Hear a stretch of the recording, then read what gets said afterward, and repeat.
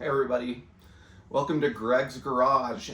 This is my first YouTube video or any kind of video, so bear with me. Hopefully it'll be interesting to some of you. So years ago, I want to show you something that I made quite a while ago, maybe 10 years ago. It's an AT-AT from Star Wars out of electronic parts and junk. So a lot of people ask, how'd you get the idea for this? And I was online. I always loved junk sculptures, like the stuff where people weld screws and nuts and bolts and all of these old junk together. I was always fascinated by people who turned that kind of junk into artwork. And I came across somebody on the internet who'd done this with electronic parts, very similar to this one here. Gabriel Deshaw, so check out his site if you're interested in stuff like this. But I decided, hey, I want to try to do something like that. I have a bunch of old computers and electronic parts, so I set my mind to do it, and I got a bunch of reference photos, put them up in the garage, and then started cutting out a wood frame for this from a bunch of old cabinets that we had in our kitchen. So underneath all of these electronic parts are a bunch of old cabinetry that we didn't use anymore, and the neck is made out of some PVC pipe. So I had that model in place, and then I just started adding things everywhere. So it takes a while to sit down and kind of envision each part, each place, and say what looks like it would look good in this place and would kind of make the model work. So here's a reference to an AT-AT. This is from the Miniature Battles collection. It's pretty cool looking, but something like this gives you a good reference point to start from. And so that's how I basically cut out the shapes for it. They're not perfect, but you know, it was my first try. So, but you look at this, and it's got like these cool circular areas for knees and the joints up here and the neck that operates a certain way. And so you kind of want to get some of that same aesthetic from here. You don't just want straight legs, you want some round parts here and there, and so you have to go through the kind of stuff you have. So one of the biggest things that I had to start with was breaking down all the electronics into parts that I could use, that I could cut up and glue and stuff on here. So here's, like, I have boxes and boxes of different kinds of circuit boards. These look cool. This is just like a cooling system for computers.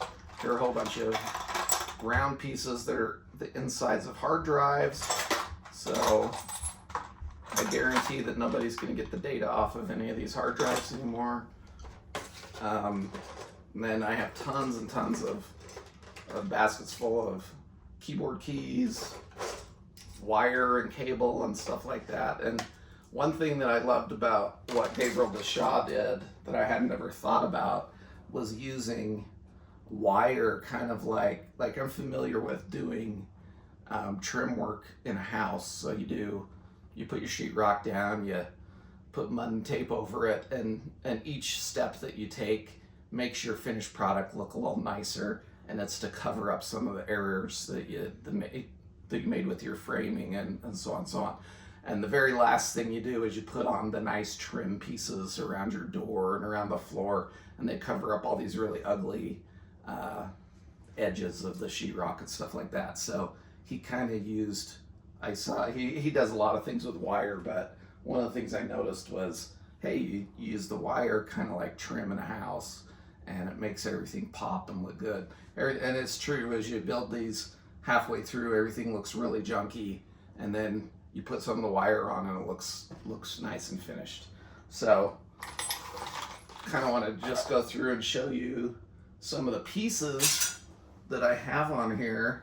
So you can see that these are hard drive Don't even know what they're called, the spinners and the hard drive. And just the middle part. These are actually out of an old movie camera. And then they're surrounded by another piece of metal that's part of a hard drive. And then I needed these to be a little bigger, so then I wrapped it with just some wire that's from one of these like cables that provides power to the inside of a computer. So that's kind of cool. The hardest part I had to figure out was look at the feet on that thing. Like, what in the world looks anything like one of those feet? And I could not figure out what to use, and I finally decided speakers. Like the inside of speakers, I glued a little bit of PVC pipe to the bottom, and then I used keyboard keys as kind of the toes, and dang if they don't look pretty close to what the feet look like on an AT-AT. So lots of circuit boards here. Some of my favorite stuff is on the back. There's like this reactor piece or something that they have, and it's a wheel out of an old VCR, which is kind of fun. And that thing will spin forever. So whatever they put on those things, it was pretty cool. The head of this was a lot of intricate cutting of circuit boards and such. And the laser cannons are kind of fun. The eyes are out of CD-ROM readers. And then this is like a whole bunch of different parts that I put together to make a laser gun. So these are little plugs that you'd have for audio visual. Here's some more stuff out of camera. I don't even remember where those bars come from. I think there's part of a CD-ROM take apart, but you can see they're like a million different little parts there. Let's see what else we got. This is one part that I love too, is you've got the actual RAM chips still in there, still seated in there. And so that's kind of cool. And then I thought it'd be cool at the very top to put a heat sink, like a little cooling unit. This is what goes on top of a CPU in a computer. I thought it'd be kind of cool because it's, you know, cooling off the AT-AT.